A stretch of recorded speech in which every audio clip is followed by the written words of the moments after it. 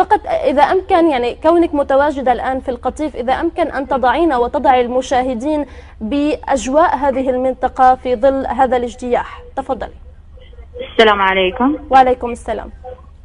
كيف الحال؟ الحمد لله، نحن لسنا بخير.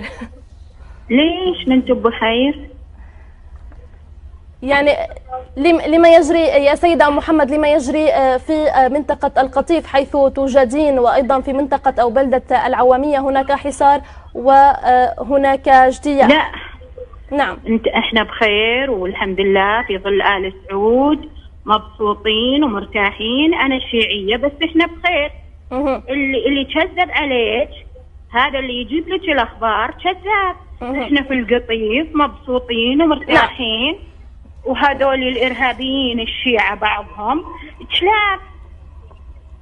نعم سيدة أم محمد، يعني أنت تشاهدين الآن مباشرة أليس كذلك؟ سيدة أم محمد، سيدة أم محمد، ألا تسمعينني؟ لا، تجي قنبلة طيرت من فوق لتحت. نعم نعم، فقط يعني إذا أمكن أن تسمعينا من سماعة الهاتف وإخفاض صوت التلفاز ليكون الصوت واضح بشكل يعني يكون الصوت واضح أكثر.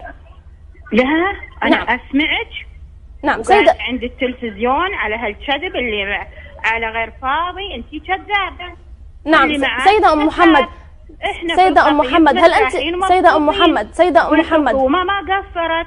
الحكومة تبغى تمدن أهل القطيف وتسوي لهم حدائق وتسوي لهم مجمعات، بس الظاهر بعضهم ما هو بكفو مثلك وشروات. أم محمد، هل أنت متأكدة أنك من القطيف؟ لأنه يعني لهجتك ليست قطيفية. سيدة أم محمد، هل أنت متأكدة أنك من القطيف؟ أنا من القطيف ومن لا، يعني لهجتك قريبة إلى اللهجة النجدية بشكل كبير يا سيدة أم محمد. هل أنت متأكدة أنك من القطيف؟ أنا من الدمام. بس أنت كذابة واللي معاك كذاب واللي تقابلينهم كذاب. يعني بعيدا عن الألفاظ النابية يا سيدة أم محمد، يعني يبدو أنك لا تتابعين ولا تشاهدين منار بن مشاري.